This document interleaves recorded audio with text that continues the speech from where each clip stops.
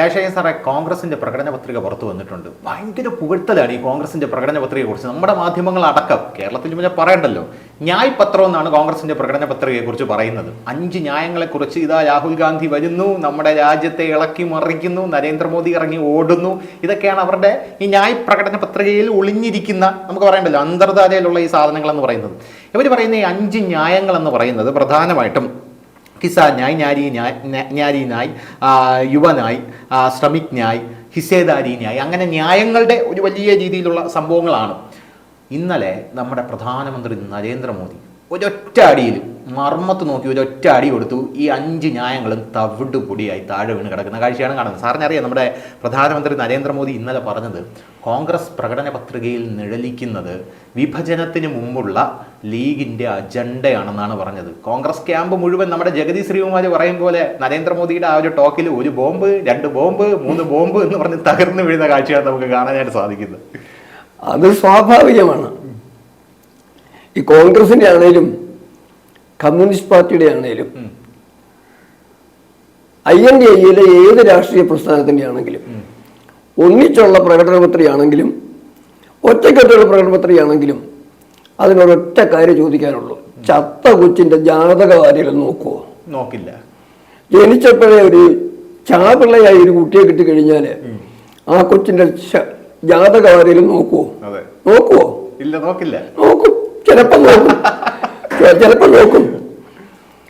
ആ കുഞ്ഞ് ജനിക്കാനുണ്ടായ സാഹചര്യം അവിഹിത ഗർഭമാണെങ്കിൽ ആ കുഞ്ഞിനെ സംസ്കരിച്ച പ്രശ്നം തീർക്കില്ല. അതൊരു ഗംഭീര പോയിന്റാണ് കേട്ടോ, സീരിയസ്, അത് ഗംഭീര പോയിന്റാണ്. അപ്പൊ ഈ അവിഹിത ഗർഭത്തിന്റെ ഉത്തരവാദി ആരാണെന്ന് കണ്ടെത്താൻ പരിശ്രമിച്ചെന്ന് വരും. തീർച്ചയായും ആ പരിശ്രമമാണ് വിജയകരമായി ഇന്ത്യൻ പ്രധാനമന്ത്രി നരേന്ദ്രമോദി നിർവഹിച്ചിരിക്കുന്നത്. യഥാർത്ഥത്തിൽ പ്രത്യേകിച്ചും 2004 ശേഷം, അതായത് സോണിയയുടെ പ്രഭാവം രാഷ്ട്രീയത്തിനപ്പുറം ഭരണത്തിലേക്ക് വന്ന ശേഷം ഭാരതത്തെ വീണ്ടും എങ്ങനെ വിഭജിക്കാം 100% എന്ന് ചിന്തിക്കുന്നവർക്ക് വേണ്ടിയാണ് കോൺഗ്രസിനോടൊപ്പം നിൽക്കുന്നവരും പ്രവർത്തിക്കുന്നതെന്ന്. അത് പറയുമ്പോഴാണ് നരേന്ദ്രമോദി പറഞ്ഞ വിഭജനത്തിന് മുമ്പുള്ള മുസ്ലിം ലീഗ് അവർ ബാക്കി വെച്ചിട്ട് പോയ അജണ്ടകളാണ് ഈ പ്രകടന പത്രികയിൽ നിഴലിക്കുന്നത് എന്ന് പ്രധാനമന്ത്രി പറഞ്ഞത്. വേറൊരു കാര്യം പ്രധാനമന്ത്രി എടുത്തു പറഞ്ഞത്, ഈ കോൺഗ്രസ് പ്രകടന പത്രികയിൽ ആ വിഭജനത്തിന് മുമ്പുള്ള ലീഗിന്റെ അജണ്ടയിൽ എന്തെങ്കിലും കുറവുണ്ടെങ്കിൽ അത് നമ്മുടെ കമ്മ്യൂണിസ്റ്റ് പാർട്ടിയുടെ ആ സൈഡിൽ നിന്ന് ആ ഗ്യാപ്പ് ഒന്ന് ഫില്ല് ചെയ്ത് കൊടുത്തു കഴിഞ്ഞാൽ അത് തീരും, അതാണ് അവരുടെ പണി എന്നാണ് നരേന്ദ്രമോദി പറഞ്ഞിരിക്കുന്നത്.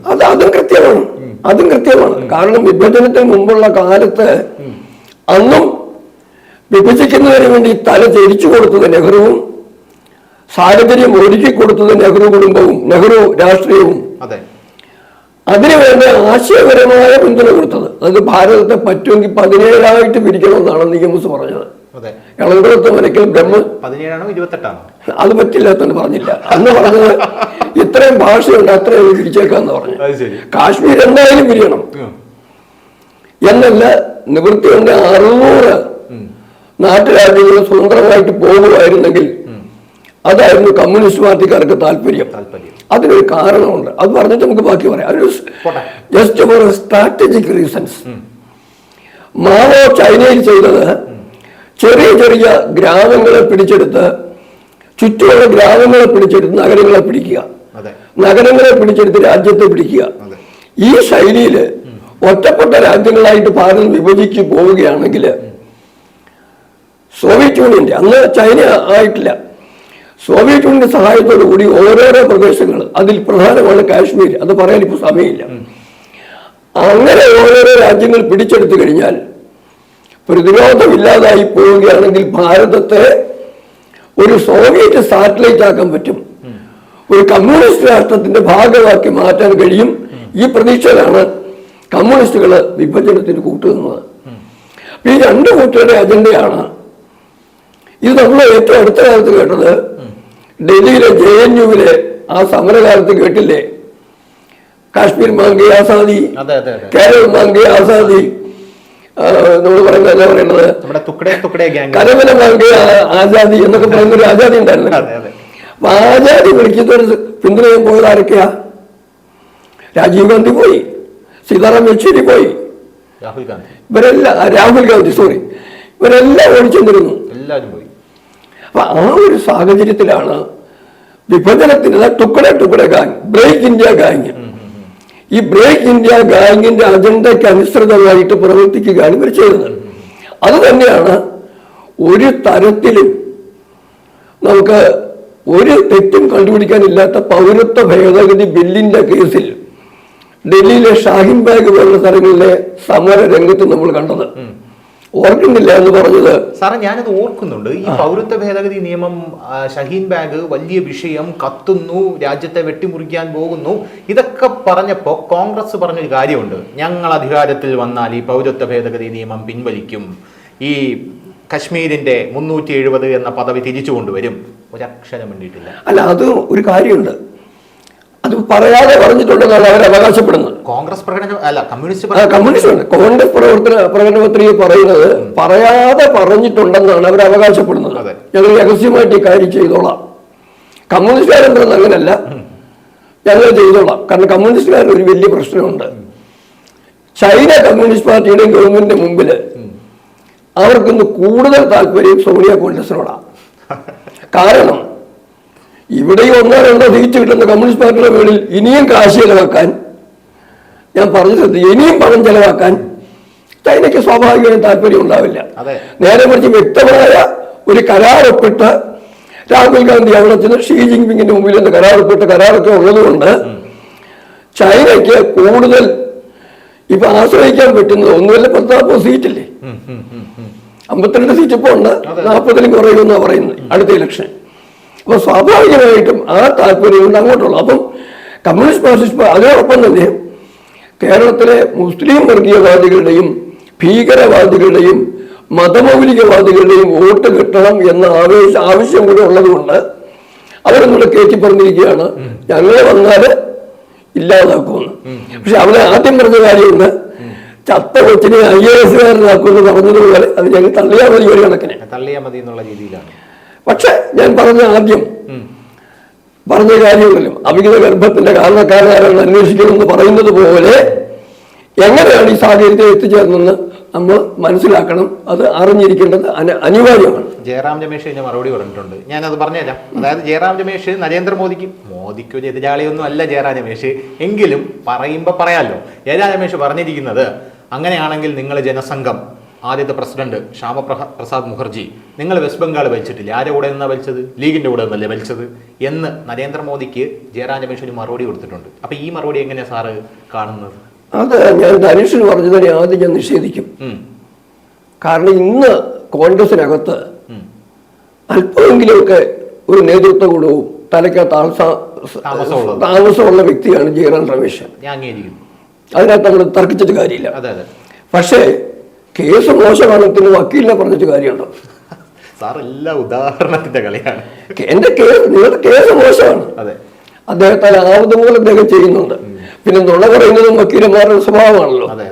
ഈ 1940 ജനസംഘം പ്രസിഡന്റ് ശ്യാമപ്രസാദ് മുഖർജി എന്നൊക്കെ പറയുമ്പോഴേ അദ്ദേഹം കൃത്യമായിട്ട് അങ്ങനെ പറഞ്ഞിട്ടില്ലേ പോലും കേൾക്കുന്നയാളിന്റെ മനസ്സിൽ 1940 ജനസംഘം പ്രസിഡന്റായിട്ടിരുന്ന ശ്യാമപ്രസാദ് മുഖർജിയാണ് ഈ ബംഗാളിൽ മുസ്ലിം ലീഗുമായി സർക്കാർ ഒന്നൊരു തെറ്റിദ്ധാരണ ഉണ്ടാവും.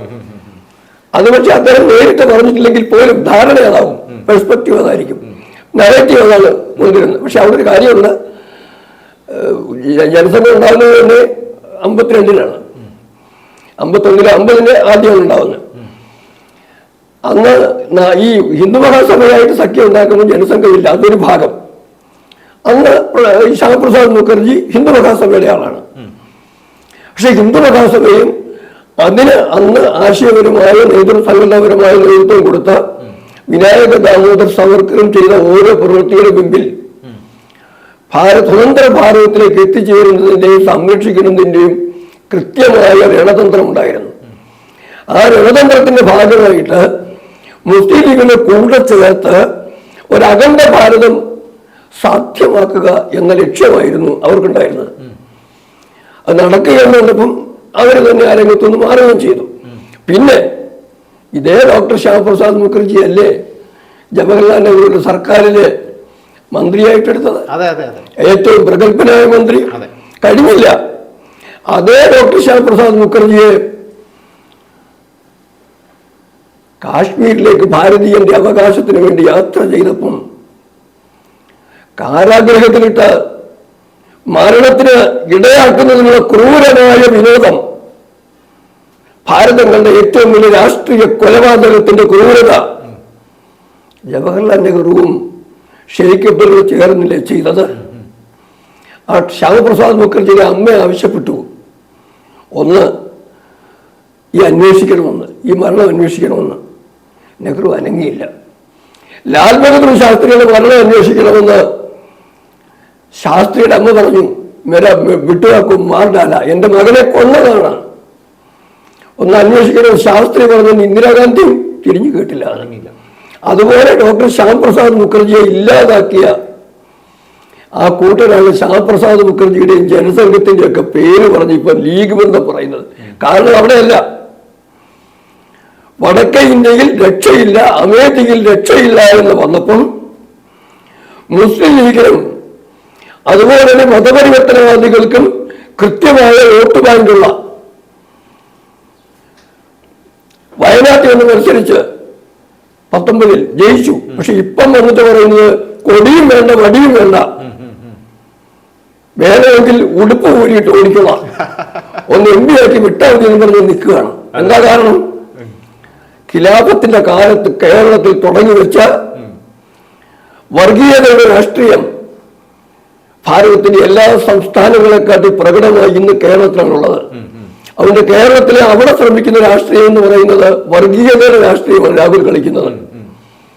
ഒരു പക്ഷത്ത് മുസ്ലിം മതമൗലികവാദികൾ, മറുപക്ഷത്ത് മതപരിവർത്തനവാദികൾ.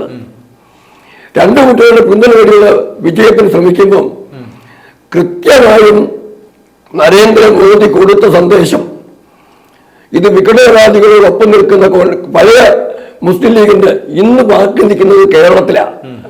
ഓർക്കണം നിങ്ങൾ, ഇന്ന് ആ മുസ്ലിം ലീഗ് ബാക്കിയുള്ളത് കേരളത്തിൽ മാത്രം, വേറൊന്നുമില്ല. അപ്പൊ അതിലവിടെ കമ്മ്യൂണിസ്റ്റുകാരും ഇപ്പൊ മോദി പറഞ്ഞത് ക്ലിയർ ആയില്ലേ, ജയറാം രമേശ് പറഞ്ഞൊരു ഉത്തരവായല്ലോ. ഇന്നും ഇത്രയും പോലെ നോക്കാം. കൂടുതൽ വാർത്തകളും വിശേഷങ്ങളും നിങ്ങളിലേക്ക് എത്താൻ ABC മലയാളം സബ്സ്ക്രൈബ് ചെയ്യുക, ബെൽ ബട്ടണും അമർത്തുക.